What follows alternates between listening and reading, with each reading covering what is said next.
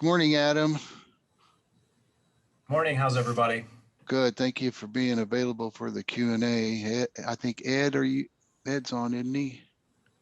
He's probably on a sailboat somewhere. All right, it's almost 9 o'clock here.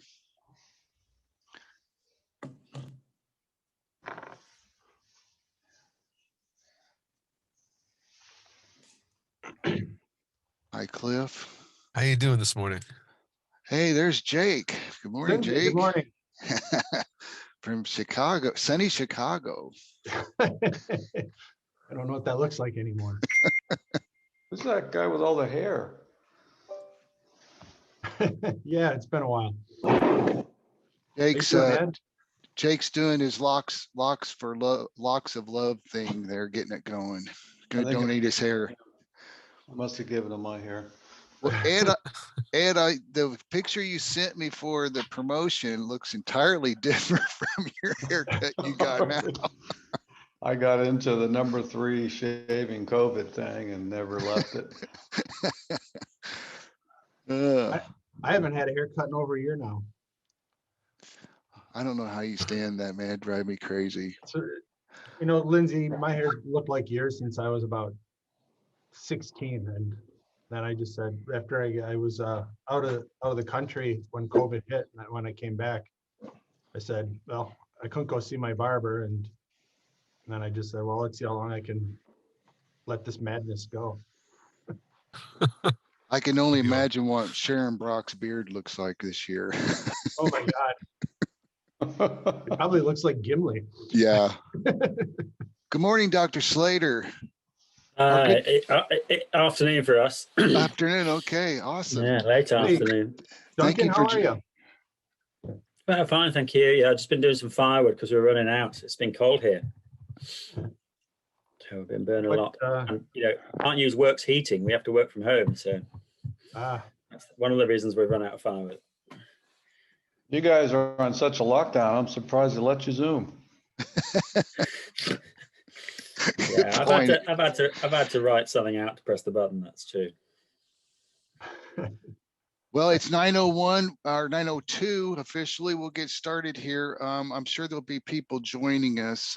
For the speakers, thank you for taking extra time out to share your information and insights and answer questions for some. Ashley is going to be looking at some of the questions that we had and relating them to some of the speakers. So Ashley, you want to find where we're at there? Okay, first question is regarding the Urban Wood Network. That's Dwayne. Dwayne, with what you know about Indiana, are the pieces there, and what time frame could this take for an Indiana network? Hey, hi, I'm Dwayne. I'm unfamiliar. Lindsay is one of the only contacts I have, and Carrie with the DNR there, of course. The pieces are always there. Opportunities exist in any size community and in every state, but it does begin with typically a champion to step up. It could be an arborist, it could be a wood manufacturer, it could be the DNR, Urban Forestry Department there. But do the opportunities exist and are the pieces there? Yes. The Urban Wood Network can help through toolkits, existing information that exists on our website. There is kind of a step-by-step consideration, but every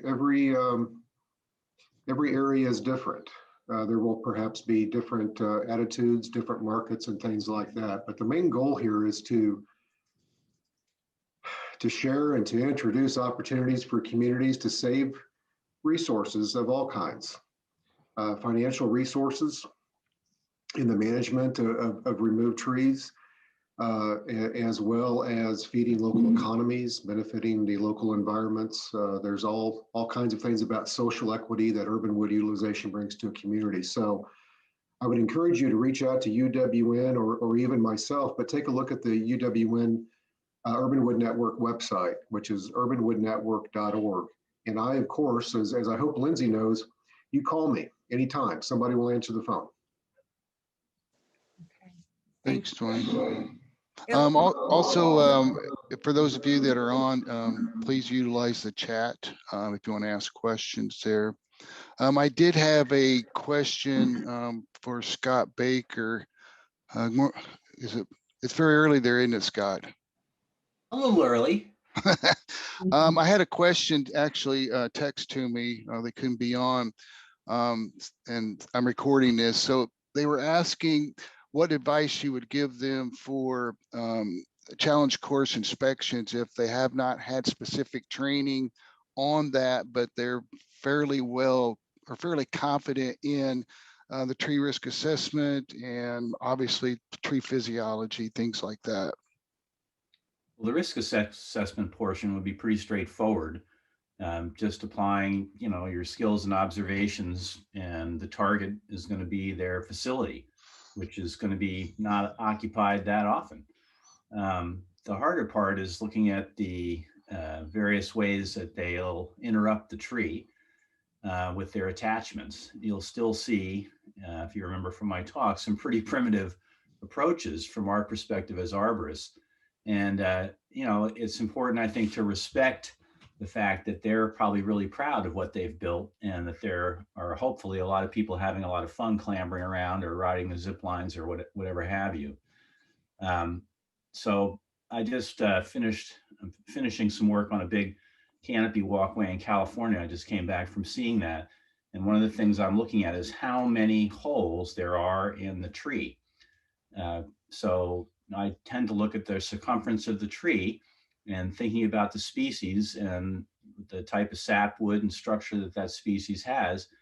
I don't like to see them interrupt a lot of the tree. So the trees I'm looking at down in California there are very large, some of them over 60 inches diameter at 60 feet up or so, but they have 24 inches worth of 3-inch holes in the tree. So that's a pretty significant interruption in the tree's ability to, have the vascular system function. So there's no hard and fast rules. I think looking at that and trying to keep the penetrations to somewhere around 10%, maybe 15%, that makes sense. We've seen a lot of situations where, especially if they're making holes at several levels in the tree, or doing whatever they're doing, clamping or strapping the trees at several levels, at the top of the tree, you see signs of stress. So those are basic, tree biology arborist things. The other thing you'd want to do is be familiar with the ANSI standard that the Association for Challenge Course Technology is using, or the appropriate standard wherever you are. And the last part of this question was what, if maybe you could send these to me and I can share them, but what resources would you recommend as far as improving competencies in inspection of challenge courses? If you're really interested in it, and there are an awful lot of these around, it's surprising. I was talking with Julian Dunster yesterday. He worked on some of the early ones up in British Columbia, but I would recommend going to one of their conferences or attending their conference. It's really fun. There's a lot of, they put on a very good conference. It's a very large group, about 1,000 when they have conferences in person. There's been 1,000 attendants in attendance, and a very large trade show. So that would give you a broad ability to see broadly. I'd also recommend checking out the industry magazine, Adventure Park Insider. And this will allow you to see how big this industry is and some of the approaches that are being taken.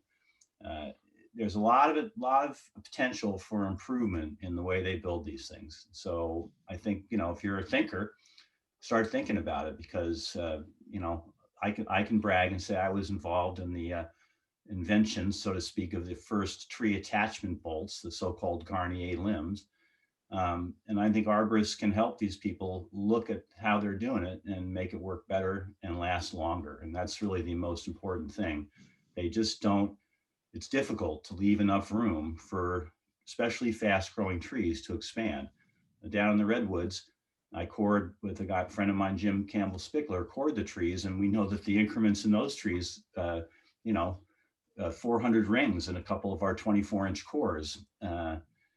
But in other trees, you're going to see much faster growth. And depending on the loads they add, you'll see localized reaction growth to the new loads that can really speed up the process of the tree enveloping what they've attached to it. Great, thank you, Scott. Ashley, go ahead. Well, I've been looking through the questions trying to suss out the correct ones for this hour. This one is for Cliff Sadoff. Cliff, do you have or know of any studies or research on differences in efficacy of using triage versus mectinite, formerly arbormectin, for EAB control? Yes, I do. Hey, Cliff, before you say anything, introduce yourself. I'm not sure that even the speakers know who everybody is, so. Okay, well, I'll introduce myself so I know who I am. Okay. I'm Cliff Sadoff. I'm the extension specialist working with insects with urban forestry and ornamentals and the likes. And I've been involved in developing the control approach for emerald ash borer. And as part of that, I did a study at the Lafayette golf course, which I've been running for the last, I don't know, more or less about 7 or 8 years. And I used the triage product, and I also used the what was called arbomectin, which is now mectinite, and there was really no difference at all in the performance of the two products. So so I think they work the same. The other thing is that we are doing. Lindsay and I were working on another project. We were looking at the uptake of the amount of emamectin benzoate inside the leaves, and what we found was that there was pretty much the same amount of uptake within the first month after it was put in, and a year later there was about half the amount in the Q-Connect system as the Tree IV system with the plugs. All right, so what does that mean? Well, the amount in the Q-Connect was about 25 parts per million, and the amount in the Tree IV was 50 parts per million. And since you only need 10 parts per million in the leaves in order to kill the beetles, so it's sufficient. So this is slightly less, but it seemed to, but it was enough to kill. So I don't really think there's that much of a difference between the two. Okay. All right. Thank you, Cliff. Another one for you. Sure. For treated trees in year 4, when the uptick started, did the uptick or reinfestation start as a result of nearby infested trees, or did a small remnant of the pests survive in treated areas? Oh, okay. So I guess, yeah, I'm not sure exactly what the situation they're talking about in, but I'll just speak in general terms. All right. So when emerald ash borer is in an area, it's everywhere. All right. And when you kill the emerald ash borer with the injection of emamectin benzoate, we found in our area-wide pest management program where we worked on these 3 college campuses that when a untreated tree is within 20 meters of a treated tree, okay, which is the recommended ANSI distance along the street trees, you can affect the population on that. You can protect that untreated tree. Okay, so if you've got an alley, if you've got a planting along a street where the canopies are touching, if you hit every other tree, you won't really be able to tell the difference between. You treat every other tree, you won't be able to tell the difference between the treated and the untreated trees. So in terms of the questions, where are the beetles coming from? Well, they're coming from any tree that doesn't have insecticide in it. And in most cities, there are going to be some stumps. There's going to be some trees that are in drainage ditches, woodlots that simply aren't going to be treated. Even in the middle of a city, there may be some trees along a fence. Ash trees are kind of almost like weeds. They produce so many seeds. So so there'll be some anywhere. Okay. Thank you. All right, and one last one. So is it reasonable to think of planting new ash in the context of a SLAM program in terms of survivorship? Question mark. And then related, any indication or study that indicates whether survivorship in new planted ash is affected by their relative isolation from other ash? Okay, these beetles are incredibly capable of finding ash trees. All right, so you can't run, you can't hide. All right, so don't to think that these beetles are going to somehow not be able to find your trees, if you're talking about, even a distance up to, like, 10 mile. I mean, if you're within, they're very good at finding the trees. Okay, so they don't get lost in the middle of a diverse forest. They're not going to get lost in the middle of a diverse urban landscape either. All right, so okay, so the back to the first question was, should you plant ash trees? And I think if you want to have some pole-sized lumber to cut down later on, yeah. In a forested situation, in a right now though, I really don't think it's a good idea to add more ash trees to the problem. What we're really trying to do is all the modeling that's been done. Okay, Bob Haight has done some really interesting stuff. He's in the Forest Service and he's working with a fellow in New Jersey, and they're using these linear modeling programs that basically look at people's risk and look at all these different sorts of things that are involved there. And it basically boils down, if you say you want to save the trees that you already invested money into, so that the city gets its return on its investment. Okay, so if you've got like a 6-inch DBH, a small ash tree, you know, don't you don't have that much money invested into it because that's a relatively small tree. Okay, but if you got a 12-inch DBH tree, it took the city a lot of money and effort to get that tree there. So those are the kinds of trees, and larger are the ones that you're going to want to protect.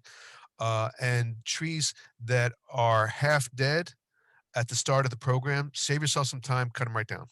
Okay, so because you're not going to be able to save them. Okay. All right. That is the last question for you, Cliff. Thank you very much. There I am. Let me hook up everything. Okay. Okay. So the first question was regarding your product on the shelf being still good, and it says, what PPE is required in chemical storage areas when handling chemicals without opening any?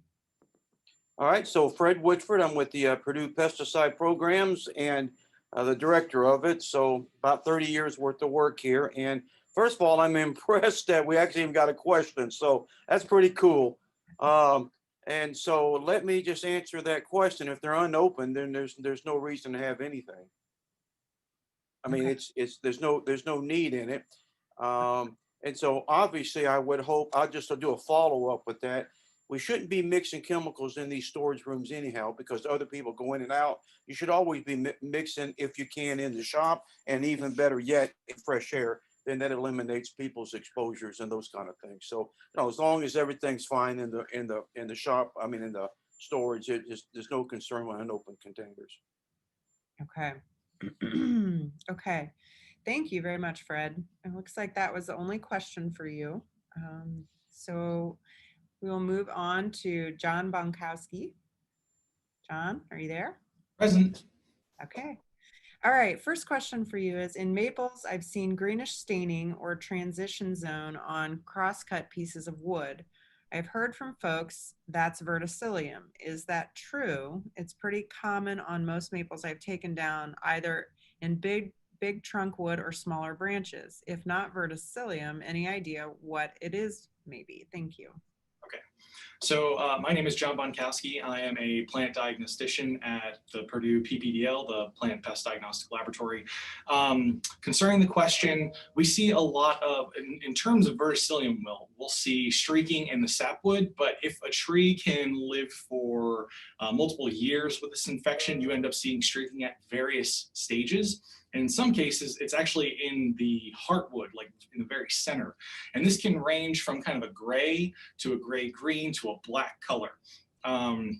Maple is kind of our poster child of problems with verticillium, and quite frankly, it is one of the most susceptible trees that's being planted as widely as planted as it is in the landscape. And so this kind of symptom is what I would think would be verticillium. And more often than not, I'm going to look for this streaking farther out, closer to the bark, especially if it's a new infection or it's only the first sign of a branch starting to go down.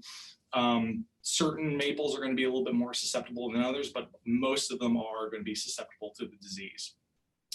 This kind of streaking also wouldn't necessarily, I don't think it would be something else. In many cases, I wouldn't associate with other cankers or things like that, because quite often you would end up looking for that damage on the exterior of the branch and it'll be radiating from that initial point.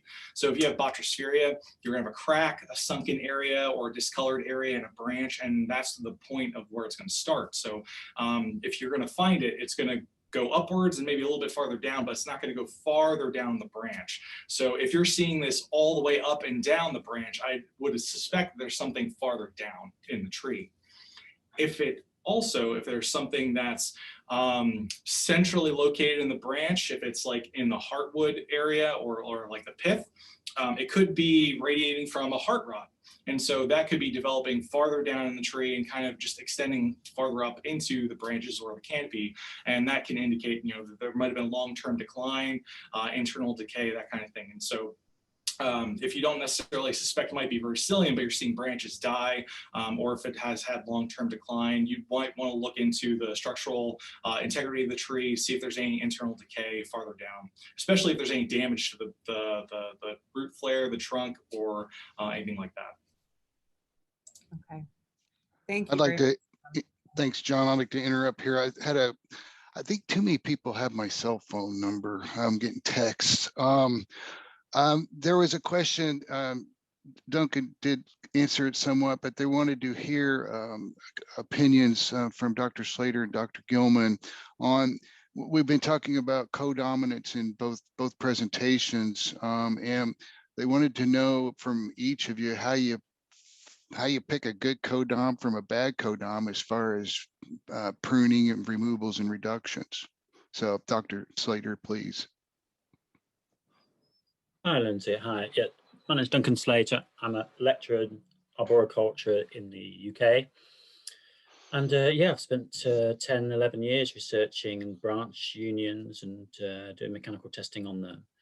And I mean, when I took it on, I didn't realize it's so multifactorial. There's many factors affecting the strength of a junction. So when you try and apply one simple rule, you find that there's other factors lie around that. That make it, you know, not really very applicable. So it's always a bit more complicated than, so that there's quite a few factors affecting, you know, a codominant junction and its relative strength. A bit like a hollowing tree, you know, what's above it, what forces is it experiencing, what exercise is it getting, what's its identity as a species, and so on. You can hear me okay? Mm-hmm. Yeah, okay. So yeah, you know, when I took it on, I didn't realize it would be multifactorial. It is highly multifactorial. And, you know, in my publications, you know, we've kind of worked one factor at a time. We've done angle, we've done lever arm, we've done, well, obviously we work quite a bit on the anatomy. And then we've graded out bark inclusions to 3 different types of different strength. You know, in the static testing, it always comes out that diameter ratio is very important, but you know, the static testing is a bit somewhat artificial. And then when you get to a, you know, small branch joining into a trunk of a tree, you're never going to snap out all the way through because it's got a knot into the trunk of the tree. So the diameter ratio is sort of more dictating the mode of failure than it is dictating the strength, if that makes sense. You know, because once it's a little branch into the trunk of a tree, it'll only break in the branch. It's not going to snap the whole trunk of the tree when you bend the little branch. Once they become codominant, the issue is that they're, you know, because they're roughly equal size, if it does fail, it'll split half the tree down. But you know, this is much more common when it's a bark inclusion than it is, you know, fully intact and integral. And I suppose one of the key papers is, and the publication is about codominance being, you know, product of their exercise regime, that the more a junction is exercised, the more it receives loading, and assuming the tree is healthy, the stronger a junction you will get. I mean, this isn't very surprising, because if you over support a tree in the nursery, you get bad stem taper, don't you? It doesn't really develop a good stem. If you support the base of a tree, the roots aren't going to develop very well. And if you prop up a branch, it becomes reliant on the prop. It's not surprising that branch junctions are much the same. And, if they're not getting good exercise, they're not ending up being a strong junction.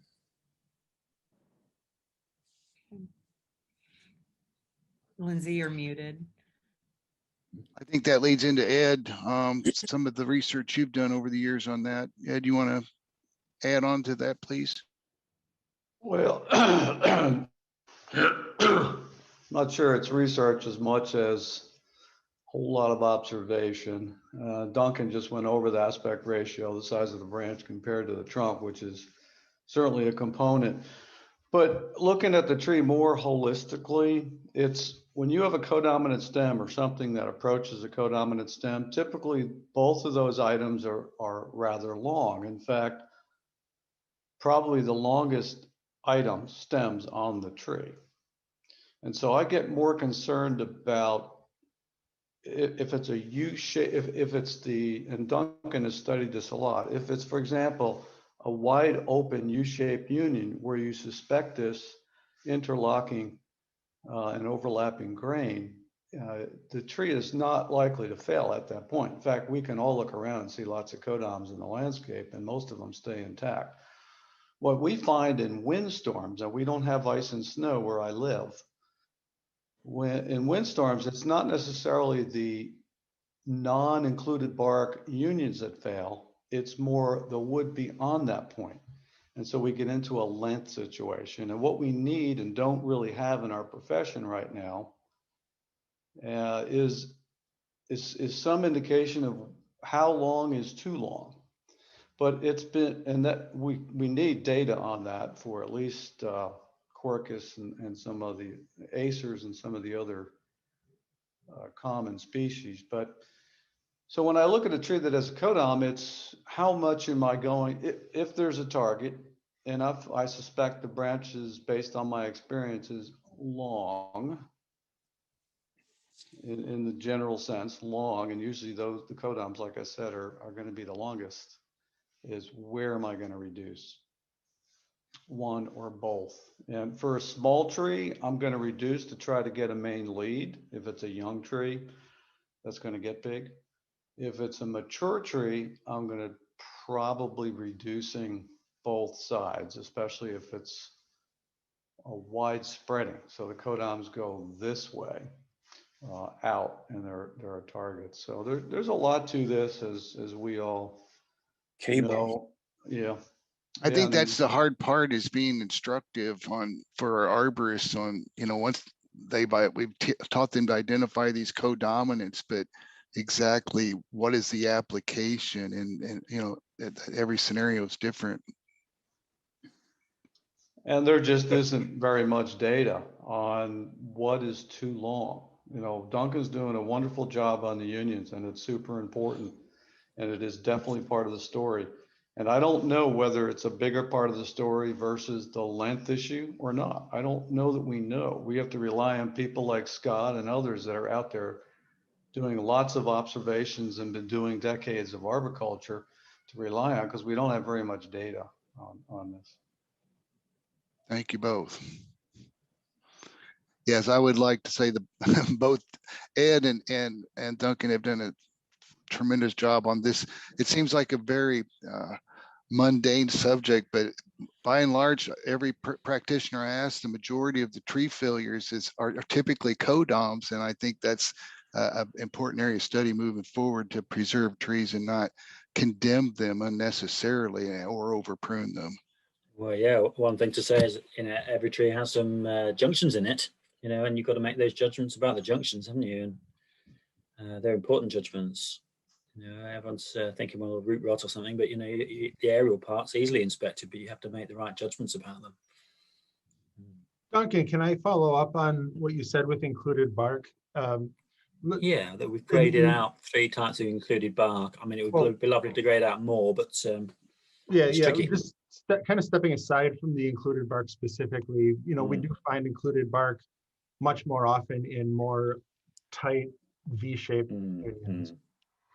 Absent included bark, though, have you found that the tight V-shaped unions are still less strongly attached in codominant stems than the wider cup U-shaped unions?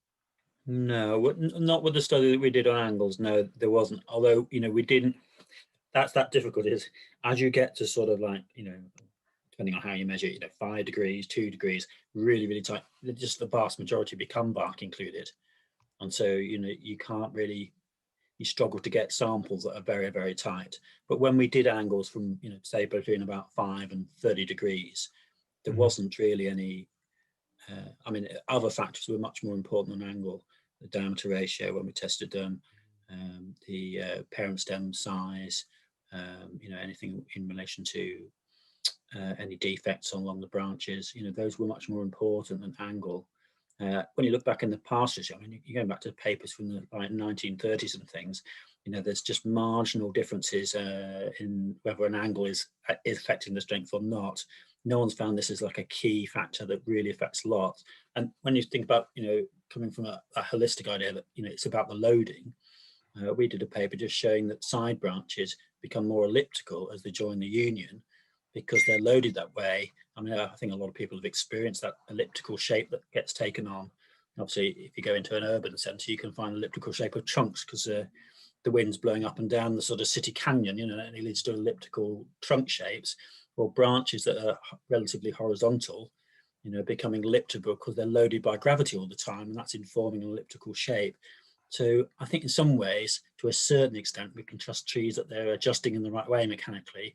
It's just finding those, and that's what Lindsay raised up, is we need to fine tune and decide, well, actually that one's not adjusted enough, or I don't like the way that's adjusted. And that's where my work on natural bracing comes in, isn't it? Where you find that it used to be, supported by a natural brace, and then that's disappeared. And then, that's a great weakness that's been developed in a tree. That's the critical part about natural bracing, is you can find a tree that someone else has just pruned out something that was supporting a major part of its structure. That's where those sort of disasters happen, where it was adequate at the time, and then someone's gone up with a saw and taken out something they shouldn't have taken out, and then half the tree comes down.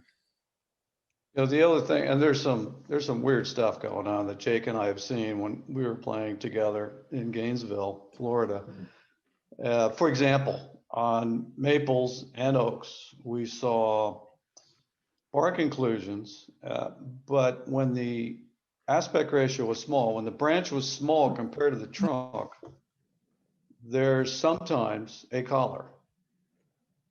And I think we've been kind of taught that doesn't happen when you have a bark inclusion just by the nature of the union. And Duncan, I'd like to hear your thoughts on your observations, because I know you've broken a lot of these, and so I don't get very concerned about a bark inclusion if the branch is small compared to the trunk, as I would if the branch was big compared to the trunk. Oh well, yeah. If that strips out, it won't strip out very far through the trunk. It'll get restricted by the knot of the little branch, won't it? So right. It's much less significant, even if it fails. But you also find that quite a few of them fail along the branch, an inch away from the trunk rather than at the bark inclusion. That's my experience too. Because of the flexibility of the branch and where it starts to curve, and to press on the inside of that curve. I was going to say. Oh, just that I have actually put a publication into the UK. You've got the ISA, we've got the Arboricultural Association, and I've put in a guidance note. One of the things to sort of help clarify things, because we tend to call them forks, but you guys tend to call them codominants, is to get some sort of joint language. So I've put a guide. It's, as Lindsay said, it seems a bit dry and niche. But basically a set of codings that everyone can describe a junction, so that we're all on the same page. And this includes a lot of the factors that have been researched and a lot of things that you might be able to observe. And I put a lot of illustrations in it too. So I hope I was put in about October. Obviously, we have had some trouble here with viruses and things. and variants of these viruses at the moment. But I'm hoping that they're going to give it a consideration. It'll get reviewed. But yeah, it's got a lot of illustration and a lot of different factors. Some of the factors are very poorly researched, like when decay gets into a junction. And of course, that's highly variable. But obviously, people assessing need to know, at least that should be a trigger for a further assessment. So hopefully, it'll be a useful publication so that certainly in UK and European arboriculture, people could say, well, that's a G3 junction, rather than try and describe it in lots of different weird words. Actually be able to code them out and say, you're looking at what I'm looking at. And it will help with research, that you can then select junctions that fit a certain frame. So, because there's a lot, in the UK, we call them unions, we call them junctions, we call them forks, we call them crotches, there's all sorts of language about the same things. And then some people will say, well, it's a V union, and they mean it's got bark inside. And you've just done that. You said it was V-shaped, but not necessarily a bark inside. So there's a lot of sort of loose language around, and it's tightening. So people can discuss exactly the same thing.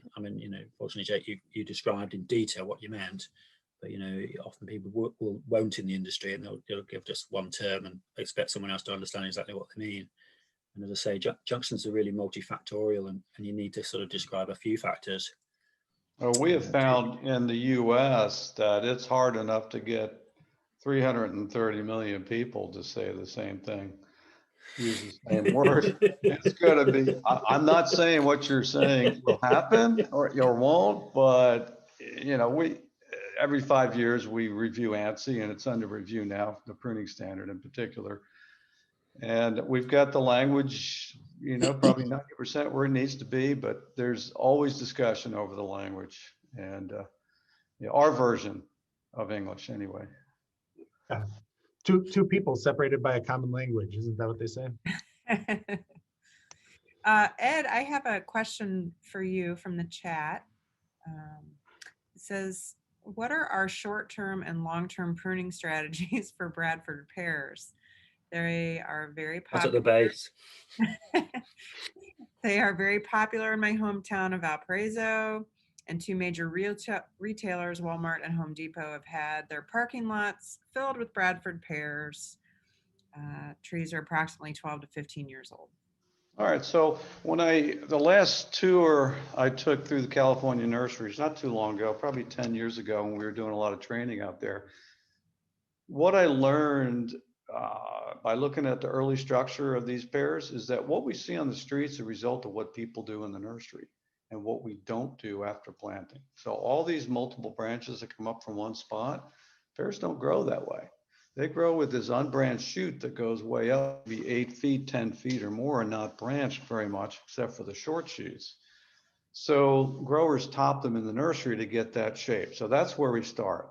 You can prune Bradford pears if you start early and catch them every year to a good structure. So that's not reality. All right, so let's set that aside, but that can be done.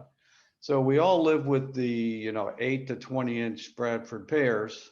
We've got some 20 inches in Florida, and believe it or not, they last that long. So what I've seen done in mostly the South is a rounding over of the crown. So for example, in downtown, it's near Mobile, can't remember the name of the town, Alabama, they're probably making 2-inch cuts across the top of it, and it's a rounding over. It's, we would call it topping, I guess, but smaller diameter branches. And that seems to extend their life. I don't know why it wouldn't. So that's certainly a strategy. Trying to get a leader or to reduce the aggressive branches with codominant stems on an 8 to 12 or 15-inch Bradford pear is just not practical. It's just not going to happen. So in our standard in the US, topping or using heading cuts, I should say using heading cuts, is within the scope of the standard. And that would be a great species and probably a suitable application in many downtown parking lots, business districts. The problem with that, of course, is that it sets an example, doesn't it? And people see that, and then they want that done to their trees in their homes. So there's a can of worms there. But well, Ed, if I could interrupt for a second, heading has had a bad reputation for many years, but we've also seen that sometimes it's necessary for mitigation and situations like that. So could you better define that heading application for that? Yeah, so the heading is by definition, it's cutting back to a lateral that's less than a third of the diameter of the cut. All right, that's a heading cut. So if you're cutting back indiscriminately to a certain distance off the ground in some shape, like creating a round top, for example, that would technically, in most people's books, be called topping. And so the standard is clear on that, is topping should not be done on mature trees. But using heading cuts is allowed in the standard. I just read the standard an hour ago because it's under review and I'm part of the review team. So it is a little bit confusing, and we should bring that to the committee that addresses this to look at some language there. But the question was what to do with Bradford pears. And to kind of sum that up, structural pruning early, 99% of the time that's never done. So in reality, it is going to be some version of reduction. And I've seen, for example, in Asheville, North Carolina, I've seen true reduction, cutting back to laterals that, now at pears, it's hard to get 1/3. It's hard to cut back to a 1/3 diameter lateral because there are so many small diameter branchlets or small branches. So you end up making a lot of heading cuts, but you can do a combination of heading and reduction cuts and keep the thing small. Okay. So I'll jump in here. Sorry, Ashley. Oh, go ahead. Carrie kind of wrote in the text, kind of what I was saying is, though it's not on the no plant list in Indiana at the moment, I suspect within 2 years it will be. The vast majority of Indiana growers have stopped growing this altogether. And the reason why you'll see these at the box stores because they're shipping them from out of state. So our growers have slowly done a really good job of reducing the amount that they're growing. But we do not recommend planting them ever. One of the problems with that, and I don't disagree with you, if people can differentiate between Bradford and the decent cultivars, like I think Chanticleer's got much better structure, and there's probably others, maybe Aristocrat. You guys know better than me on that because you live with them more than I do. But they're certainly, looking at the various plantings around botanical gardens and other places, there are pears that are much easier to prune to a leader. And so lumping everything together is what I'm afraid could happen if we're not. So the way the rule's written and the way that we have to do it in Indiana, at least right now, is it's not differentiated between cultivars. So it will be Pyrus Caloriana will be banned. It won't be Bradford. Just because of their invasiveness, Kyle, correct? Correct, because of their invasiveness. Yeah, yes, Right. they're incredibly invasive around here. Yeah, well, I'm not going to get into how that happened, but now there's lots and lots of genetics out there, and the more genetics that calorie pears have, the more fruit that they'll produce, and birds love them. We have thickets and thickets and thickets of them along highway interchanges, roadways, and now they're starting to enter our state forests. So it is becoming a very concerning issue, especially since their treatment is challenging. About 4 or 5 years ago here at the Martin, we removed all of our calorie pears because of that very reason. Yes. Just kind of going through questions, still staying on the topic of forks and how to maintain these species in the landscape. Obviously, pear is something that we all would like to see less of. Dr. Gilman, what are your thoughts about aggressively removing tight junctions as a part of structural pruning in young trees? Well, it depends on your return time and your customer and the age of the plant. Okay. All right. So if your customer, let's start with the age. So on a younger tree, let's say 3 inches in diameter, There's absolutely instances where removing a codon with a removal cut back to and leaving the other lead, that's fine. It's a great treatment. But as that tree gets older, and as the tree gets older, let's say now we're 8 to 12 inches in diameter, it's probably more appropriate, but for the looks of the tree, the customer's expectations to reduce it. And how much you reduce it depends on when your return time, right? Your pruning cycle, if you will. So if you can't return for 5 years, you're probably going to want to make a larger cut, creating a larger void, and that's balanced with the customer. If the customer is uncomfortable with that, well, you talk to them about returning sooner and making a smaller cut. We're involved with a situation now where an entity can prune their platanus. They're about 8 to 10 inches in diameter every year for the foreseeable future. And so whereas a 5-year pruning dose would have removed 3 to 4 inch diameter codoms, we are reducing, taking off only 25% of the limb. So, you know, that's, and then with a mature tree, it is probably a reduction of both sides, you know, depending, if they're both equally everything, equal angle, equal length, equal size, then reducing both and keeping the tree reduced in perpetuity, certainly an option. And how many times, I know myself, I've reduced rather than removed, because when I do that removal cut, the client comes out and just freaks out whenever you've done the right thing, but it's a little shocking to them.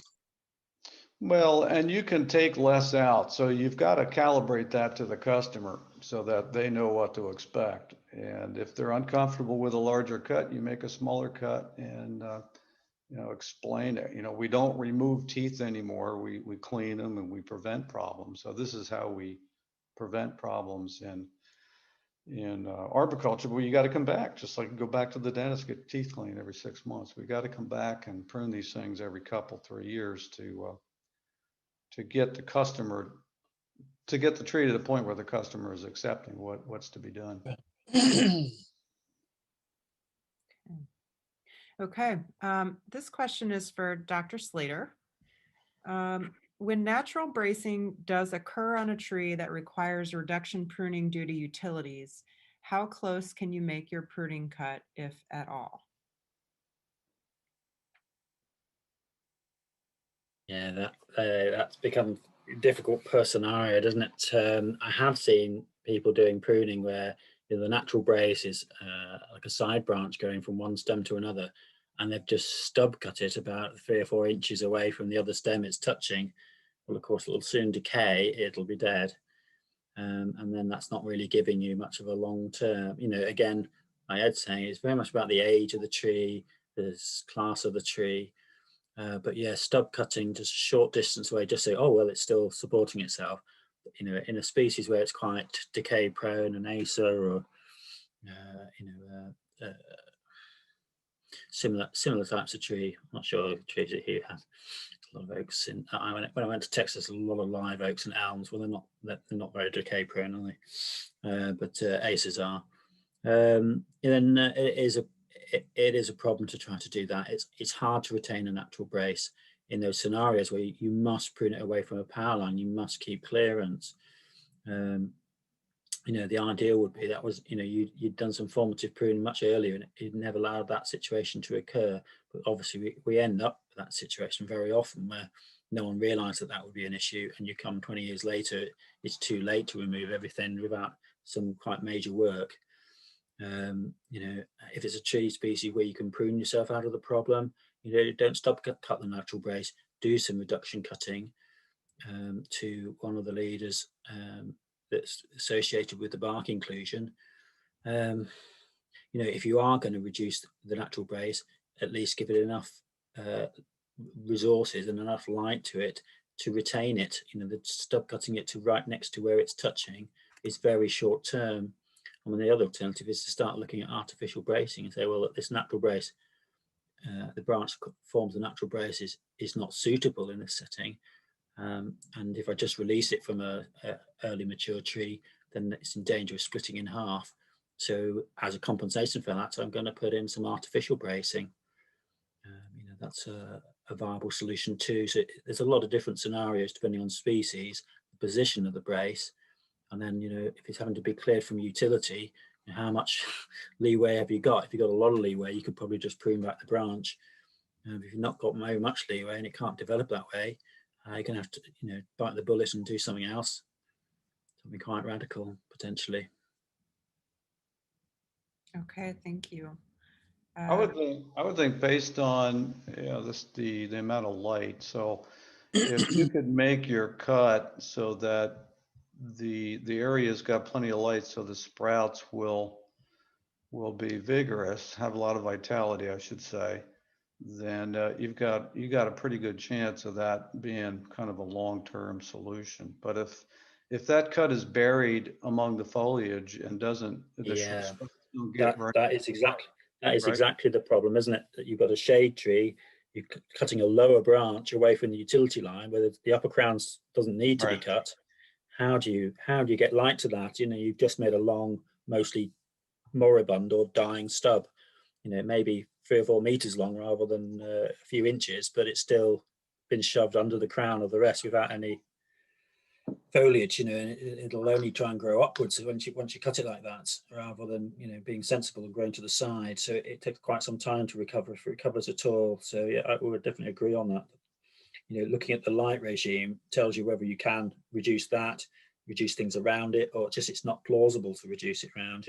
I'm envisaging, because it happens a lot in the UK, where the trees come close to the power line, within a foot or so before anyone does any pruning. They leave it, and then they do quite significant pruning, and take it several feet away from the power line. Well, if you just do that lower branches like that, and not touch the upper crown on a large tree, they're going to dwindle because they're shoved into the shade, whereas they were reliant on the side light to be, surviving. Species vary, of course, but in a lot of species in the UK, if you just sided up the branches near the utility line, unfortunately, a lot of them would decline because of the shade of the upper canopy. So it's about gauging the amount of light. If you can do a light touch, that's great, but it's often unlikely for utility pruning. Often it's very heavy pruning, and so you might have to look to supplant the natural brace with something else. That's why I mentioned the artificial bracing. A lot of the utility line pruning that we get to see, it's branch removal for anything lower down that's going towards the line, because they don't want to have repeat business of going back and back and back, so they remove lower branches. But yeah, in the case of a natural brace, if you remove that, you've endangered the splitting apart of the tree. Got a bit of a departure from the pruning for a second. I had a question come through my email for Mark Dunteman on a really good presentation on logical fallacies. Question was presented, Mark, is it reasonable or prudent for an opposing expert to call out a logical fallacy when they spot one, a red herring when they spot one? Or should that be left for the legal team to vet that? You're on mute. You're on mute. I just swore, sorry. I usually have a t-shirt that says you're on mute. Yeah, or you're a mute. No, I think it's, I bring them up all the time, and I don't, most of the time I probably don't say logical fallacy, but it's, lately I have been. The issue with logical fallacies, I think I brought up in the video, was that they have a tendency in any type of tree conflict, so I do a lot of litigation work, but it certainly can be conflicts between neighbors and conflicts between towns and residents and developers in towns. And the biggest issue with them is that they have a tendency to, intentionally or unintentionally, to mischaracterize your program. And in some recent fatality cases, they're rampant from the prosecution side. And so the issue becomes, because they typically mischaracterize a company or a municipality's program, you have to call them out, because as I said in the video, if you don't call them out, then they become a fact for the courts, the attorneys, and so on. And the important aspect of the logical fallacies from a practitioner's perspective is that they typically lack your context. So there's usually a piece missing that only you as a manager or the arborist can provide. And by providing that context, it's at times pretty easy to break those opinions down. Okay? You just really got to pay attention to what you're hearing and make sure you can spot it and bring it into context quickly, right? Yeah, and a problem with in our profession as a whole is that we have a tendency to believe what, I'm a consultant, I advise people, but we as a profession have a tendency to believe what consultants tell us, and Face value. It's not always necessarily well thought out or even true. And I use the phrase all the time, the tree had a defect, you should have done something. And the tree had a defect is certainly the area of where a risk assessor may give an opinion about a tree, but you should have done something is not the area of expertise of oftentimes of a tree risk assessor. That's the manager or the owner's decision. And the inputs to a manager or owner are very, very different from what a tree risk assessor. And so oftentimes tree risk assessors, and I am one, are used as expert witnesses, and they have very little understanding of system level management of risk. And so they're giving, in my opinion, opinions in areas that they have no knowledge, experience in, to be even giving those opinions. So you have to challenge them. And providing the context is the simplest kind of explanation for that.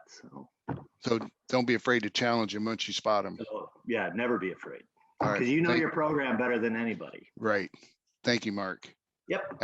Ashley, Okay. you got other questions? Yes. Let's switch gears for a second here. Jake, are you on here? Yes, you are. Yeah. Okay. So what road salts have you found to be the most damaging to trees in the right of way? We have not looked into that level of detail whatsoever in our highway work. We've just looked at, basically, we analyzed electric conductivity in the soil. So we've only done that at specific plots along the stretch of the Illinois Tollway where our research plots are planted. And so whatever I don't know right off the top of my head what specific salts the Illinois Tollway uses for their snow and ice control, but yeah, we haven't looked in depth into any specific types of salt. Okay. Another question for you. In the clear zone, are there any studies that indicate taller, approximately 3 to 4 foot native herbaceous vegetation is better ecologically and for safety of drivers who leave the road than mowed turf grass? Can you repeat that one more time? Sure. In the clear zone, are there any studies that indicate taller native herbaceous vegetation is better ecologically and for safety of drivers who leave the road than mowed turf grass? Well, with respect to safety, I don't think that there's probably much of a difference. The clear zone, the main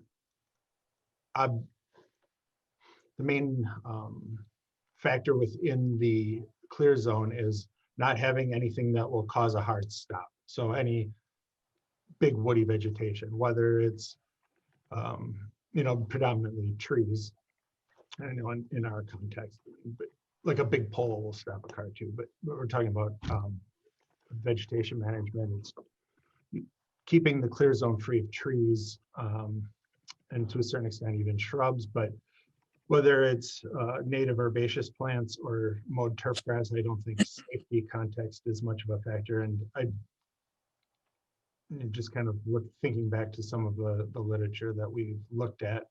In an ecological context, there has been some research onto it, but Allison, the postdoc who worked on this project predominantly dove more into the ecological literature than I did. So I would have to check with her, and I can get back to you on that. If you send me an email, I can get her take on it and respond to that question. Okay. And then one final one for you, advice on how to water trees in the right of way.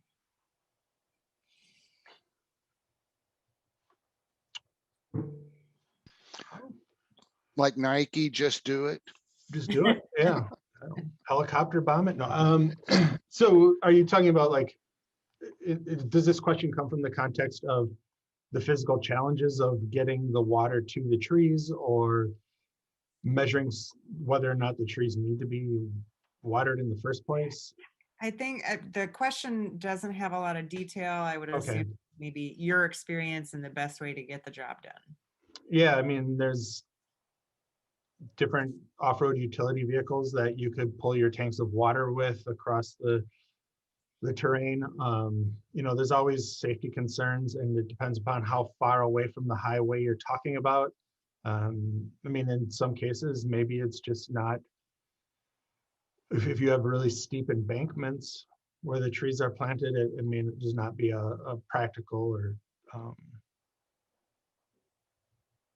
you know, or physically possible thing to do. But they create vehicles to do just about everything nowadays. I'm sure that was a little ingenuity. There's probably a way to get it done if you really need it to be done. Another option would be to have, you know, something like gator bags for the first year or two, and have them installed.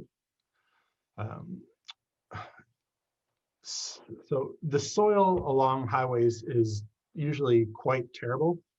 And oftentimes, especially as you get closer to the highway, there's a lot of fill and compaction that really creates a pan layer between, you know, the soil that's put down at the end of the project. So, you know, a lot of times in certain circumstances, trees can actually get waterlogged, you know, because a lot of times that soil is really heavy clay. And around here, at least with what we're looking at, we saw a lot of times where it took weeks after, you know, heavy rains for the water to filtrate through where we had our new tree plantings. So it's I mean, just kind of a little bit tangential, but I would certainly encourage, when you're looking at the situation, to make sure that what stress you're seeing is drought stress and not waterlogged stress, because there can be a lot of water, you know, trapped subsurface with a high water table in these super artificial environments, which most highway right-of-ways are, especially closer to the highway. You know, we looked at some of the previous plantings that the Tollway Authority did, you know, going back 30 or so years. In the older plantings, the highway went in a much more densely populated area. So the right-of-ways were much narrower, steeper embankments. But the southern stretch of I-355 between, for those of you familiar with the area, I don't know, but between 55 and 80, it's a lot more industrial commercial. There's a lot more right-of-way room, probably a lot less disturbed soil during the highway construction process in some of the areas. So there's a lot more opportunities to it would be a lot easier to water trees in those wider open areas. All right. Jake, I'd like to expand on that. Whenever you go to do those type of plantings, a lot of times you'll find that the road construction companies just bury concrete, whatever is there. We did a study and we had to follow a landscape architect where we were doing some plantings along the roadside, and I literally planted a tree with a jackhammer. So it probably didn't survive if I had to guess, but we had to follow the LA's plans. If I can add to our experience with irrigation, I think the most important thing is to keep the roots out of water, and which sounds opposite, but I totally agree with Jake. We drown a lot of trees, but a lot of them die of drought as well. The best place to start is keep the roots out of the standing water, and there's two strategies. One, plant high. We all know about that, but underrated is root systems in the root ball shallow. So, and I don't mean roots deflected down by the side of a container, and I don't mean so you need the root tips, the actual part of the root system that's going to grow into the landscape. You need the tips up at the surface. And whether you're planting in concrete or well-drained soil, that gives the tree a real head start. And then use something like a gator bag tree diaper. There's various things out there, but I've only seen 2 filled up in my entire life. Water. So it's important to fill them up with water. And that's the biggest downside. You pay $25 per tree for these things and you never fill them up with water. And they're not known to attract rainfall themselves. Right. Okay. Jake, we had one come through the chat. What type of stock was planted in your remediation study areas? So in the soil amendment treatment plots, they were 3-gallon containers. And that's where we looked at several different soil amendments. Those were all number 3s. So really small trees.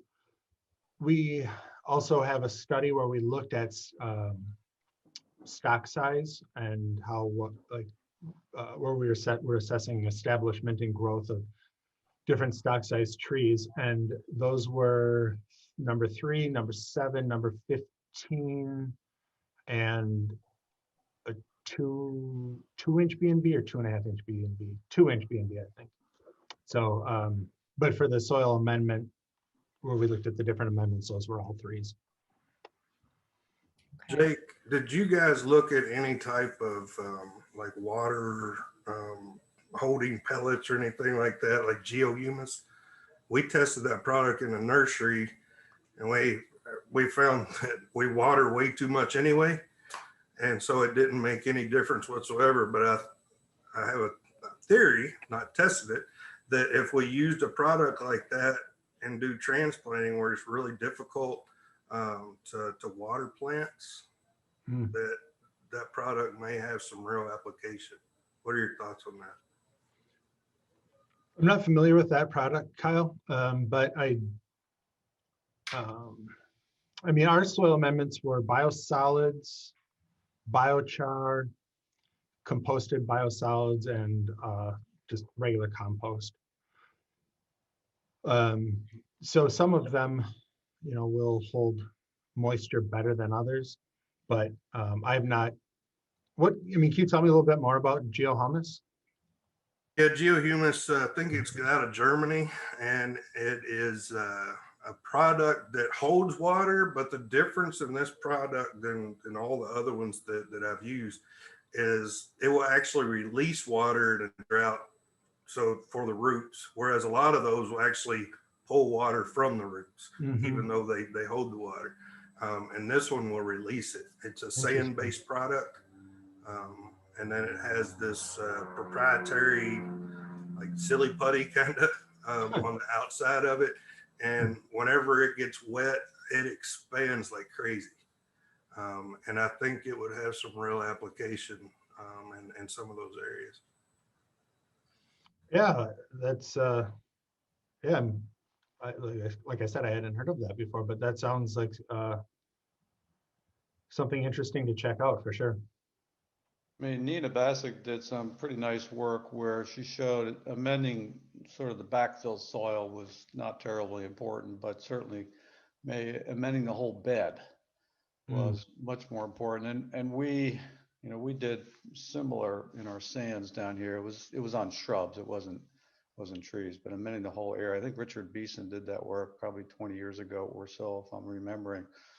So, but it's to get the water, and the challenge with amending the backfill soil around a planting hole is it almost tries to induce exactly what we don't want. So we want the roots to spread out. We don't want the roots to stay in the planting hole. So making the oxygen conditions correct and adding some water once a week, you know, 3 to 4 gallons or so for a 2-inch tree, that really goes a long way to get you started. Yeah, with our project, we did beds of different amendments as well as individual holes at the same site. So roughly 3-foot diameter holes.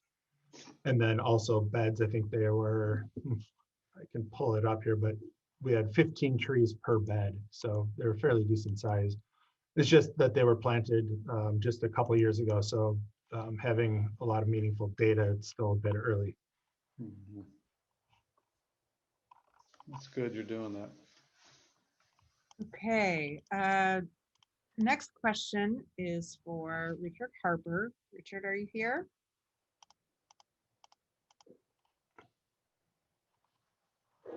Morning. You can call me Rick. I feel like I'm in trouble with my wife if you call me Richard. Okay, Rick. Thank you for being here. Your first question is, how do you remove a section of root over time? Is that by shortening it? Yeah, so when I was talking about that sort of remediation, we've all been on sites where it would be ideal to have looked at the trees, looked at the planting beforehand. And like Ed was talking about with some of our pear trees, 90% of the time we're there afterwards. And so probably the best analogy I use, and I've seen some pretty important keystone species, very valuable on properties that people are pretty insistent on at least trying to preserve. And so even if you look at some of the work that Hauer and Johnson have done out in the Midwest, they've got some of those great root management guides that are available. If I can find the link, I'll dump it in the chat box.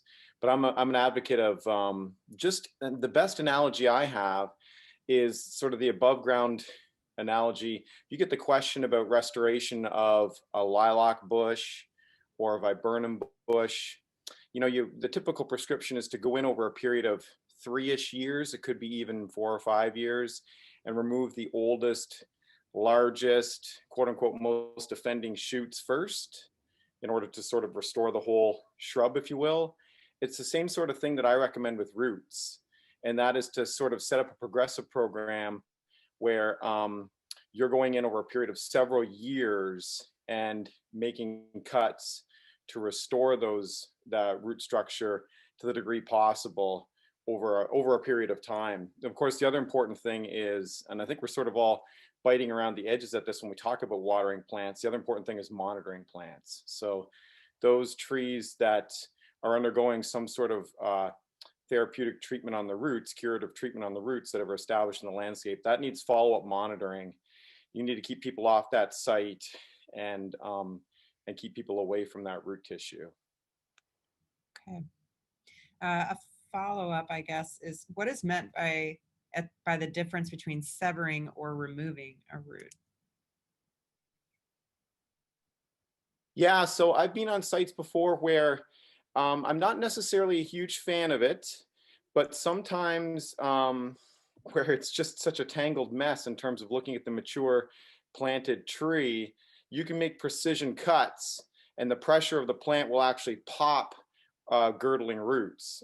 So there are select situations where I've seen some degree of success done. It's a little unorthodox, we were on, I think it was Pepsi headquarters actually, where one of the grounds arborists was doing that, and he was having some success for that. So again, there's some unorthodox ways of trying to sort of after the fact, quote unquote, fix some of these root related problems in mature trees that people are insistent on saving, or at least trying to save. And that's something that I've seen done in a couple situations with some success. Okay.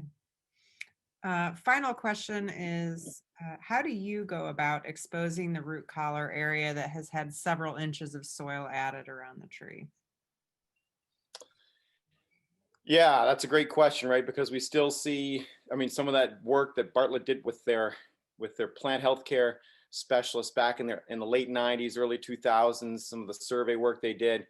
There's that nice 2006 paper by Wells in the Journal of Arboriculture.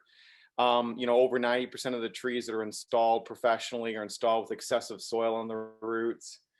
So that's something that, the air spade, the air tools have allowed us to have, I think, a good measure of success in terms of going in there and removing some soil. I've been on sites where, you see 6, sometimes 12 inches of soil that's been added to sort of level that grade. People love a nice level yard. So sometimes you have to be pretty aggressive. And that's also something that I've recommended people stage, do over a period of several years with the use of an air tool and proper watering, and again, monitoring and follow up. So I think one of the things that I'm trying to communicate is these problems haven't happened overnight. They've happened over a long period of time. And so sometimes it takes a few years to actually try to remedy the given issue. And that follow-up monitoring is really important. Setting client expectations, like Ed was saying a little bit earlier too. That's critical. Getting that permission and buy-in from the decision makers that they're going to see you on their property, not in another few years, but in maybe another few months, depending on what time of the year it is. That's really important. Okay, thank you. We've been to follow up on that. We've been involved with like one operation in South Florida where over 1,000 trees were root pruned, and this was probably 15 to 18 years after planting. So the trees would have been 12 to 18 inches in diameter, and thousands of roots were cut on these 1,000 trees, and one tree was killed from the treatment. And it was in pretty bad shape to begin with, but the others almost instantly thrived. Certainly the next year, you can see in most cases the trees just loved it, and in some cases you can hear the pop. In mahogany trees, which you have none of in Indianapolis, but interestingly, and this is not published data, but there wasn't a single graft of root to trunk or root to root in mahogany, and there were just a handful in Quercus virginiana. Again, it might be a species thing, but it's been our experience with those two species. Grafting almost never takes place. That's 1,000 trees.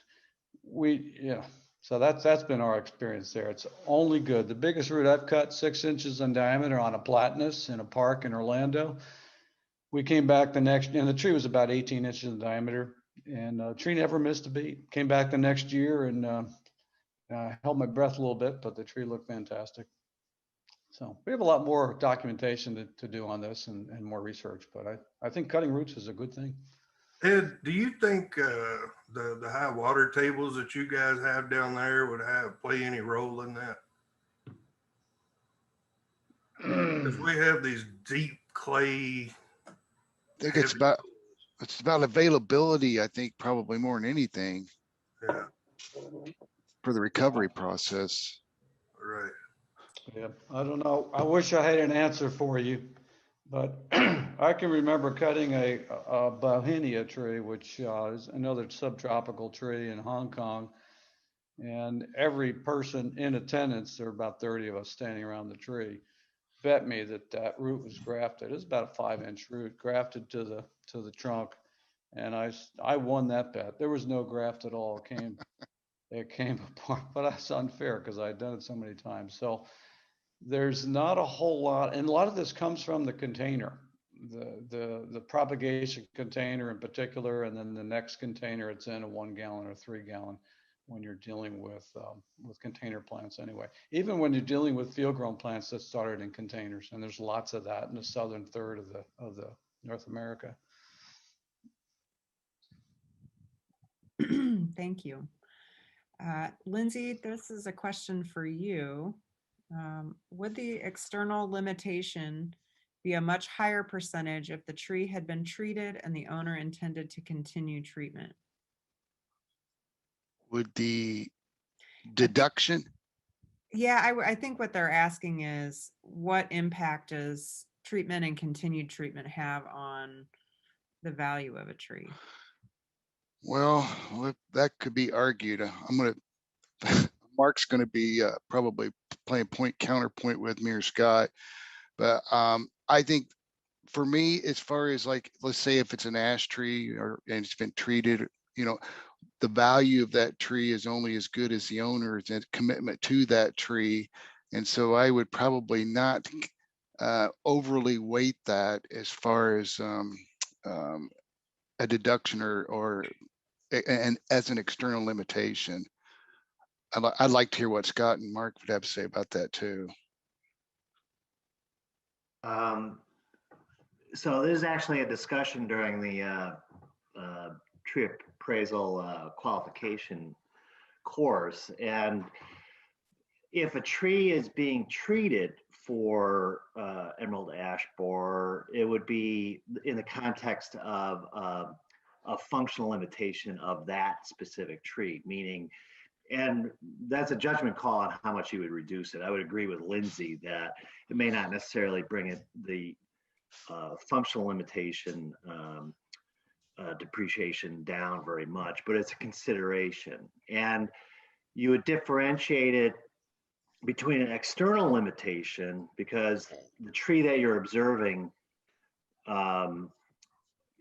is being, the subject tree is either being treated or it has EAB, and so it's being treated for that reason or preventative, and so it's a function of that tree. And so otherwise you're double dipping as far as depreciation there. Yeah, and which is the inherent problem with, well, never mind. Well, I think with any type of depreciation, as long as you're clear that you're using it for functional limitation, if a white ash, say in a town or a client's property, is within, the way we've always kind of explained it is that if an ash resides in an area that's infested with EAB and nothing's being done to that subject tree, that's an external limitation, because it's something that's in the area, has a potential of getting EAB, but the tree you're observing doesn't have it, as far as you can tell, then that would not count as a functional limitation of that tree. It would be considered an external limitation. If the tree, once the tree is infected or you're treating it to address EAB, it becomes a functional limitation of the subject tree. So that's how I differentiate. And everyone else can have a different opinion on it, as long as you don't double dip on the depreciation. Yeah, Scott. Pretty much in line with Mark. I think double dipping is super common, and the adjusted to 10th edition, it keeps it a slippery slope and very easy for people to do. So yeah, that's the inherent problem with the 10th there, is there's a lot of there's very little distinction in that, and oftentimes it's devalued more or less depending upon the situation with those limitations. I agree. And there's a tendency for people to look at the bottom line they want and adjust their work accordingly. And so it's easy to fall into that hole. Well, that would be unethical. Yeah. Let's not go there. Yeah, it's been a problem with appraisals for the millennium. So like Scott said, either the advocacy kind of way or just where you have this kind of sense of the value of the tree, and then you make the numbers work to that. That's completely inappropriate. So it's yeah, it's important to remember that all tree appraisals are basically made up numbers. And then I think for somebody arguing these points, it's pretty important to acknowledge that. Most people don't. Yeah. On a side note, Lindsay, can I make a kind of updated comment on my previous comment about the question of, I was thinking about, as other people were speaking, is that this has to do with the logical fallacy statement. You know, I don't mention the phrase logical fallacy that much in deposition or my reports. What I do say is, if I hear an opinion or I read an opinion that I think mischaracterizes a program, a company, or a municipality, in deposition, I simply say, I think that opinion lacks context, appropriate context. And then they ask, well, what do you mean? I go, oh, well, as long as you're asking, I'll tell you that that's where you direct things back to what your program is, rather than relying on what so I always say, you know, when I run into these statements, is that, in my opinion, is that opinion lacks pertinent context. Yeah, and that takes practice. I mean, we do some of this a little bit in my senior class, and it's you know, it takes skill to spot it, and it takes skill to counterpoint that. And you know, if you're not prepared for it and paying attention, then you could really get down into a rabbit hole there pretty quickly. Yeah, and actually in this a recent deposition, the opposing attorney goes, "You really like that word context." I go, "Yeah, I do." Next question. Yeah. I've got a question for Joe Bukovitz. If Joe's still here. Relative to inspections and pandemic restrictions, is that going to change anything moving forward as far as company inspections and also investigations regarding complaints? Good morning. Can you hear me? Yep. So I'm Joe Bukovitz. I'm a pesticide program specialist with Office of the Indiana State Chemist. And there's sort of a two-pronged answer to that question, I guess. Yeah. As far as investigations go, we never missed a beat. Those are probably the most important thing we do. Complaints always move to the top of our list and get investigated as quickly as possible, especially if they happen to concern human health. So the way we conduct investigations last year and this year, the only way they changed is when we show up, we're going to be social distancing and wearing a mask, and we're going to ask the complainant if they want to be present to do the same thing. We try and do as much as we can of this, gather as much information from the complainant over the phone so that there doesn't necessarily have to be any contact if they don't want it, and that's fine. But again, the investigations proceeded. We did just as many last year as we did the year previously, so not much change there. Inspections, we did do a lot of those virtually, and it may sound to a lot of our licensed clients out there like that's a pain in the butt, but I actually think they were easier because we managed to do a lot of it either through email or through just a conversation with you, instead of making you have to set a certain amount of time out of your day, and either we show up unannounced, which is what we do most of the time, or we make an appointment, which we do some of the time, mostly in the case of new business inspections. What it does, how it does affect you is we may ask you, because we're not going to be there, to look at your records or to look at your pesticide storage. So we may ask you, can you take a picture of your pesticide storage, or can you send us electronic copies of your records? But again, I think our experience with it is that these virtual inspections were easier on us and easier on the client. Where we're at in 2021, some of us are starting to feel a little more comfortable going out and doing inspections in person. So some may still be virtual.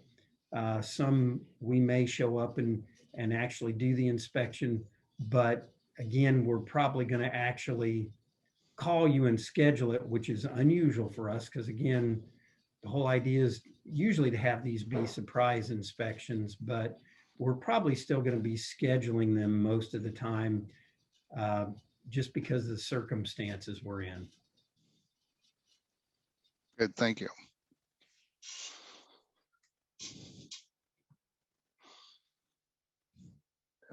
See if there's any other questions here. Oh, here's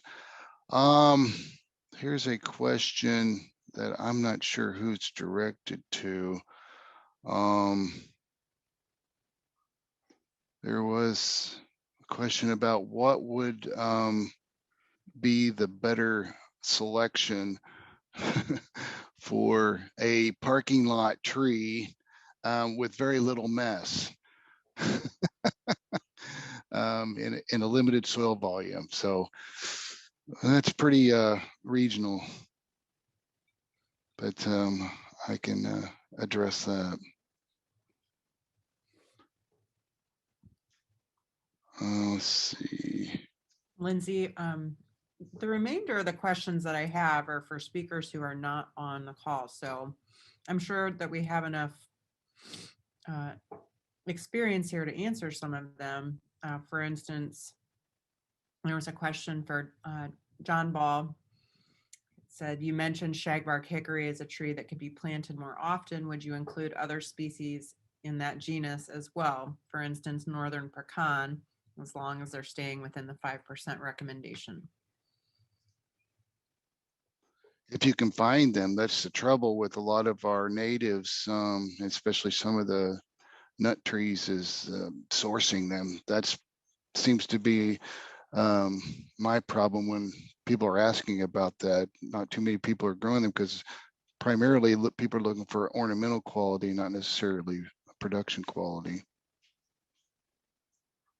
Lindsay, if I can say, I mean, from my perspective, yeah, if we can get any Caria that are native to Indiana better integrated into municipal canopies, it's just increasing our diversity and resilience.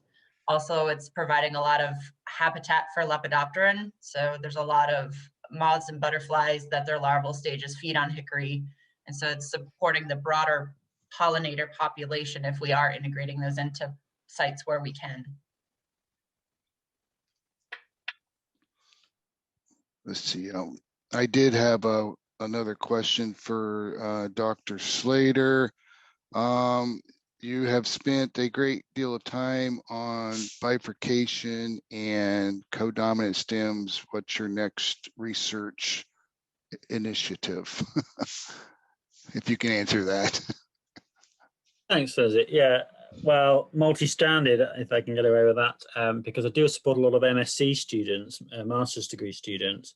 And so I've co-published with a few of them and they do a good project, which I support, generally when I'm a supervisor. So they can go off with about 4 or 5 papers related to urban forestry, particularly sort of, I'm really quite interested in sort of built form and how, in the UK, our built form is sort of squeezing out larger trees. So we have some papers to do with that and people's attitude towards trees.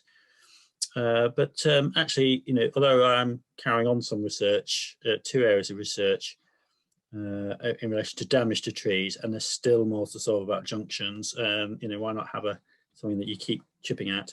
I've actually started doing trees over time, which is quite a different project where I'm just going back to when I first became a lecturer about 15 years, yeah, it is 15 years ago. I bought a digital camera and I just thought, well, the easiest way to give talks is to use your own images because you've got the depth of the knowledge of what that image means and where it was and why you were there and everything. So use your own images is a good way to lecture. And then essentially I've realized, these trees, let's go and find out what happened to them 10, 15 years later. And I've got some really nice images of, trees recovering or trees being, depleted and everything else like that. And although it's not science, they're all just individual stories. I'm putting that together as a book because there's some really interesting, because we have the students for 2-3 years. So they can't look at a tree and realize the consequences of doing something for 15 years later. They've got no idea. They were mostly sort of 19, 20-year-olds. They have no idea what a 15-year period for a tree is. So it really gets them focused on tree time, which is much slower, really, where I live anyway. I'm sure it's a lot faster really where you've got subtropical trees. But yeah, it's a useful project because it shows outcomes to the students after a tree's got diseased or a tree's been pruned or a tree's been reduced. And if I collected enough, it would be science. But unfortunately, I've only got about 500, 600 images, varying themes. And I will say you have a very robust presence on LinkedIn, which I enjoy tremendously. And you're going, and I'm kind of addressing all the tree risk assessors here. When you go back to look at some of those trees that 10, 15 years ago that looked like, that is a pretty high likelihood of failure. And 15 years later, they're still standing and maybe even improved. It really makes me second guess, your process. But you see, then you got to catch the thread where some of them haven't and some of them have failed. It's a real mix of outcomes. I'm just honestly reporting the outcomes. I say it won't ever add up to some science because there's too many factors in the background for each tree. But it does make a set of stories that maybe make you step back a bit and go, oh, okay, maybe being a bit too risk averse or a bit too,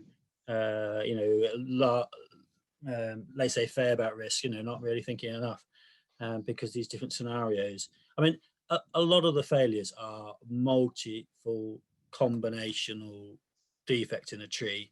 It's leaning, it's decayed, the decay is progressing. And I think most of us would call that out. But yeah, the interesting ones are the ones that will go, Hunter, that's cracked. It's going to go. And then like 15 years later, it's still sat there. Yeah. It's a large tree and a large limb. You think, but then, it doesn't mean, I think risk's really interesting in trees. You can't see risk. We are trying to perceive something that can't be seen or heard or felt. It's probabilities, isn't it? And, when you find an example that doesn't fit with it, it shouldn't really skew you too much because it's probabilities, isn't it? When you roll a dice and you expect a 6, you get a 5. It shouldn't put you off the idea that there is a 6 on the die and you will get it eventually if you keep rolling. And a lot of my trees over time show that, that there are quite mixed outcomes. But yeah, I do have a collection of cracked forks that have all persisted for over a decade, which you wouldn't think. My own research showed that most of them didn't. But, I suppose I've randomly found some in sheltered locations. They're all in sheltered locations that they have persisted. So yeah, research, still carrying on with Junctions, guiding my students. I'm doing some work with decay in trees I'm interested in. Got a really well-known researcher in the UK, Lynn Boddy. He's just coming a book out about decay. And I'm just entering into an area where we're basically doing some testing on specimens with decay and looking at progress as decay is where we're sort of a bit weak on that area. This is a type of tree, it's got this type of decay. Well, how quickly does it progress? That's the area that's the weakest, I think, for modeling. So do some modeling of decay, which is a long-term study. But yeah, I'm also going a little bit off the science towards more sort of arboricultural stories, but it has a lot of impact on the student. It makes them think a lot about their decision making. Are they making the right decisions? And it also shows a lot. As I say, I've got a lot of images about development and what happens to the trees with development. And there's a lot of dire outcomes in the UK where we build way too close to trees. The developer's far gone by the time the tree's declining, and the owners have probably swapped twice. The house has been sold and swapped twice, but what was supposed to be a retained tree has been killed by building too close to it. So it's good to show the students that. Right. That sort of thing, an image tells a lot more than me telling them it. So yeah, it's a bit of an odd curveball, but I'm very committed to carrying on with that because it's got so many nice outcomes. I'll put one or two on the chat room. You can have a look at because Lindsay, they won't know real. They've seen so many. Some of the really nice images. I think the most popular ones, because where trees recover from injuries. You know, everyone likes the sort of the underdog doing well, because urban trees nearly always the underdog. And I got some really nice images of trees that you would think, oh, that's had it, and it recovers. You know, really enheartening. Yeah. Of course, you've got to remember they don't all do that. They don't all. No. But yeah, make a nice book that will sort of have that roller coaster of emotions that trees put us all through, I think. Very well put. If we care about them, it does put you through a roller. You know, you see, oh God, what they've done to that, and oh, I looked after that tree. No, it's dead. You know, you do go through a roller coaster. Agreed. Thanks for the question. Thank you. Sure. I would like to ask Scott another question about challenge courses. As far as reporting, are there any specifics or protocols for reporting, or is that based on client needs and requests as well, or is it more of a standards driven?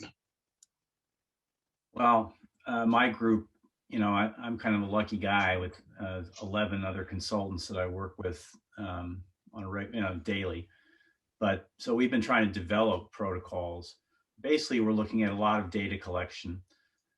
Additionally, I've been trying to work with some of the builders to get them to make their pins with grade 8 with marks on them, measurement marks, so that you can watch how much the tree is growing around the attachment bolt. But basically, we're looking at diameter and circumference measurements, and often using a caliper when we have trees that are weirdly shaped, and then trying to get, just get our heads around how much the tree has been interrupted by the pins. And then, now I'm working on some very interesting projects with people way smarter than me.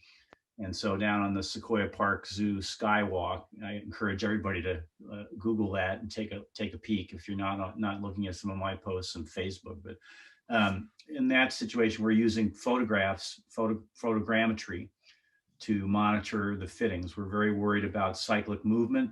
These are huge walkways. And like I said, there's many, many attachments on the trees. So we develop a data table, an inspection table when we come back. And we're developing a significant client base where we are coming back at least on a yearly basis. And as some of you might know, I've been following some tree houses now for almost 30 years. And it's fascinating. I have a project underway where it's an idea right now to use photography over many years. In other words, collecting photographs from people who've been to these tree houses and then using these photo analysis methods like facial recognition to identify certain spots in the trees that we're interested in and be able to look back in time, because we didn't really do a good job of recording our observations over time there. So data, dimensions, height above ground, looking very carefully at lever arms and loads, because when you connect in my observation, when you connect trees together with these bridges or cable systems, very, very common, you're changing the cord length, you're changing, the lever arm. Yeah. Change, so you have a tree that's flexing all the way, and then all of a sudden you have a tree that's much more secured, kind of like staking. And when the stakes aren't removed, or nursery production where the trees are not moving. So it's basically something we're developing as we go along, but it's all about careful data recording and trying to figure out how you're going to make these measurements. I mean, everybody's probably realized that when two people walk up to a tree with a diameter tape, unless there's a series of marks that allows you to lay that tape on the exact same spot, you're not going to get the same measurement. Also, many tree species we know are expanding and contracting a little bit during the growing year. So I use little brass tacks sometimes to make measurement marks that are going to be semi-permanent. They're just into the bark, so they're not, really just sort of floating there.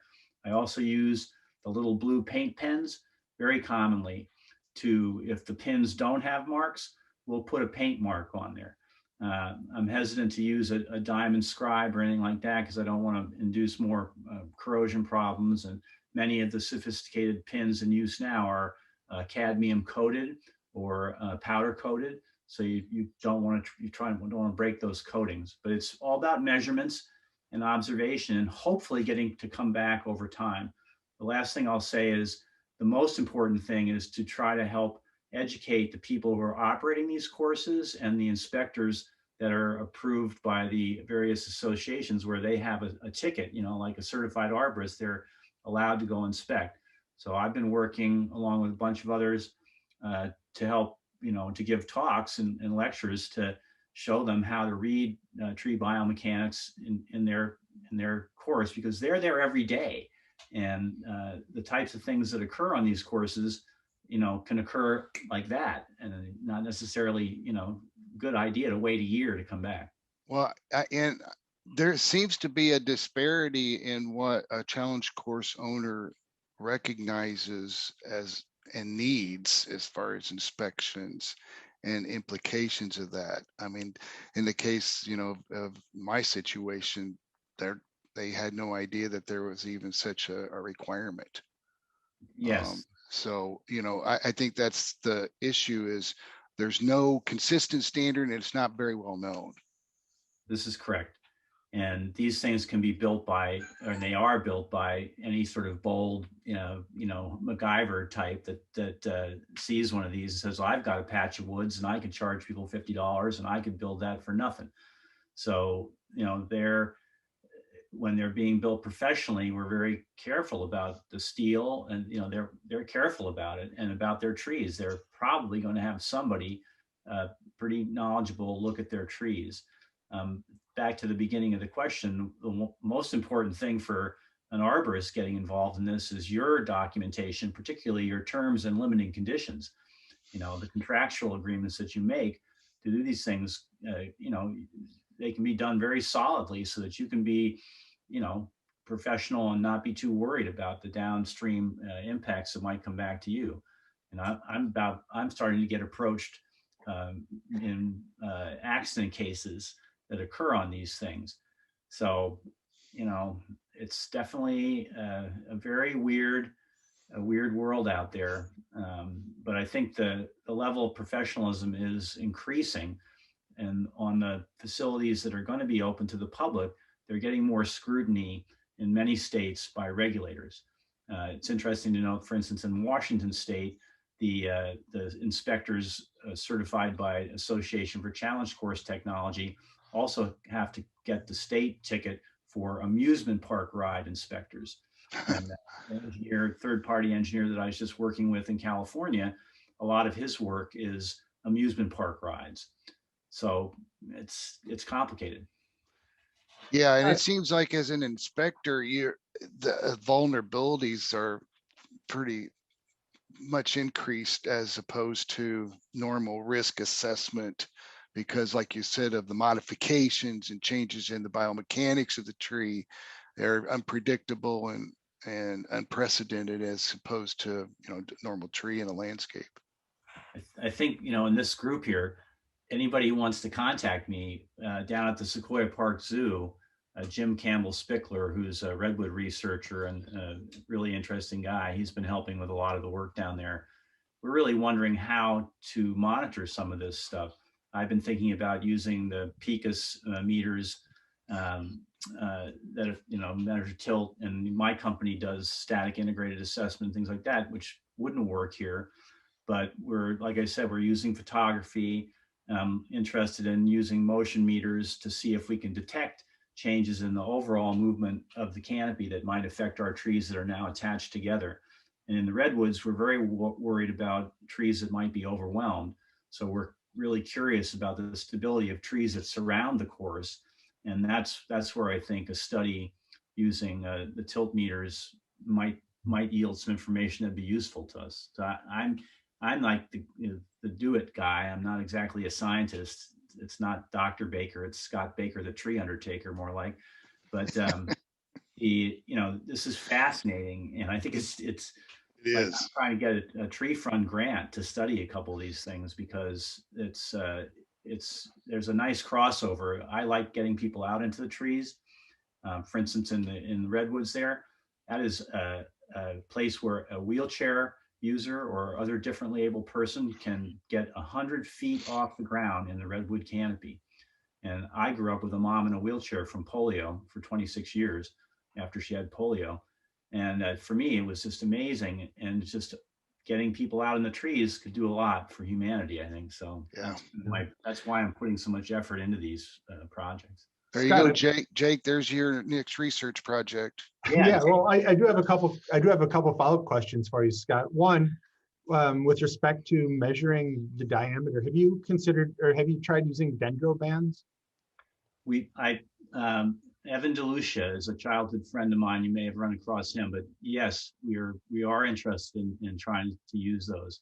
Might alleviate like the problems of making sure your measurements in the same place all the time. If you just have an instrument you can leave on, that might be a way to help with that.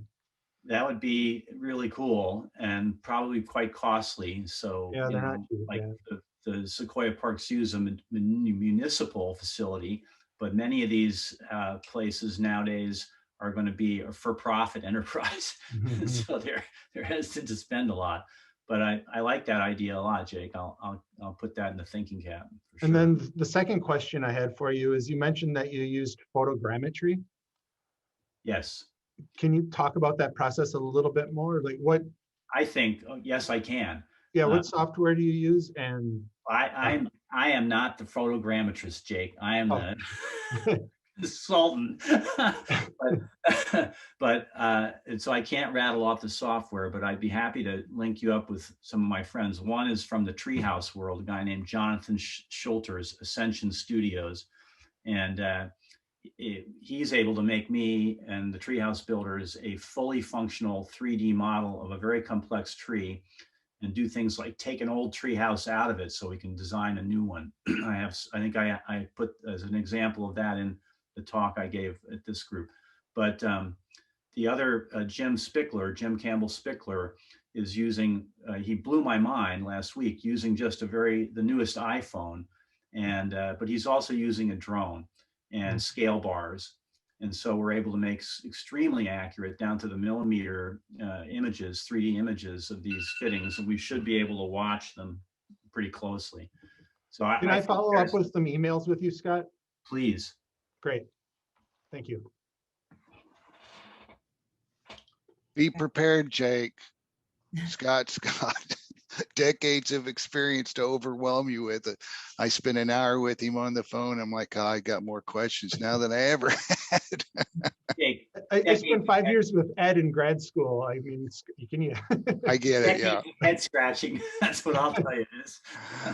Awesome. No, I really appreciate it, Scott. That's I'm really curious to hear more. Thank you. Yeah, thanks all you guys. I'm gonna have to bump off here along with others for the track thing. So yeah, same here. So I think is there any more questions, Ashley? The ones that I still have are for those not on the call. Okay, great. Well, I would like to thank this all-star cast of arborists and tree evangelists that participated in the Q&A thing. This has been awesome, and I truly appreciate you personally taking the time out to contribute to urban forestry and arboriculture in Indiana. It's a rare occasion that has been a silver lining in the midst of this pandemic to get a group assembled like this that we normally would not have. So I thank y'all for being a part of that, and I look forward to working with y'all in the future. So thank you again. We'll conclude the Q&A session here for the speakers so they can get about their day. We do have a little bit of Indiana Arborist Association chapter business that will conclude here for those of you who want to stay on, but thank you again. Thanks, Lindsay. Thank you, Take care, guys. everyone. Bye, everyone. Thank you. Thank you, Lindsay. Really appreciate it. Our IAA people. Crystal, have you and Cody like rehearsed how you're going to do this? No. I figured you'd have like, kind of that virtual toss, You are next to each other on the screen. So yeah. Cody, if you have a gift, you can pretend to grab it from your left hand. He doesn't. Or does he? No, I have a small hammer because That'll my desk work. is actually my dog's kennel and I don't want to scare her. Well, we will have an official meeting coming up here. Cody and I were discussing scheduling an annual meeting coming up that's separate from this because we didn't want to confuse things. But on this recording officially, Crystal, I want to thank you for being a good leader during this challenging year. So, and hopefully Cody's not too big of a pain to deal with. No. So we'll pass the gavel and then we'll conclude this. I'm going to just throw it. There you go. Our virtual passing. So, and it was also good to see a stranger on there, Andy Callahan, making an appearance from down south. Well, you know, I saw the lineup, and I appreciate y'all putting it together. It was really, really well done. So thanks for everybody, and it's nice to kind of have a flashback.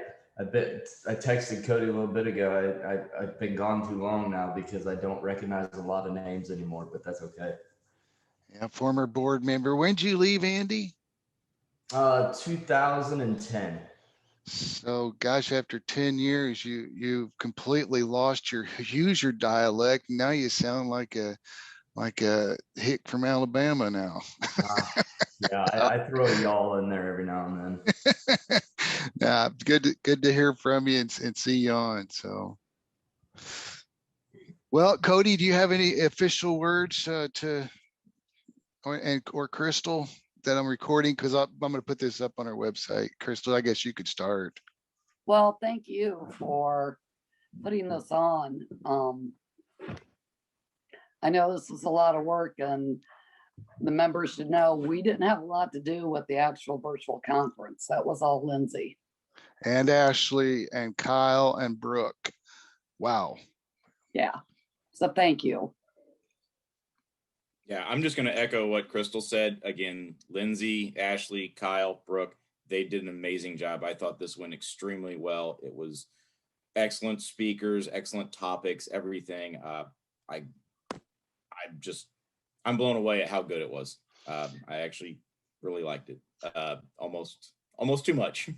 Yeah, I was pretty much, I've been doing this for, let's see, almost 38 years now. And I was geeked out by this group today and talking and chatting. I could do this all day. So it was good. Now, thanks, Ashley, for your patience and helping coordinate this as well. So no problem. It was better than putting together 350 attendee packets. I feel pretty good about next year that we're going to be doing this live. So, but go ahead. I missed the reception desk this year. Yeah, I'm sure you did.